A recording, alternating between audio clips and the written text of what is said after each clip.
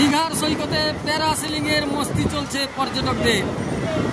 দেখছেন প্রায় 100 ফুট উচ্চতায় উড়ে চলেছেন গভীর সমুদ্রে পর্যটকরা।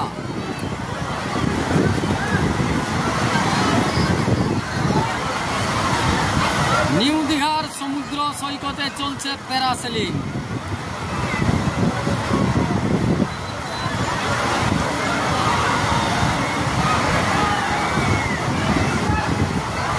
সমুদ্র স্নানে ভিড় করেছেন অসংখ্য পর্যটক।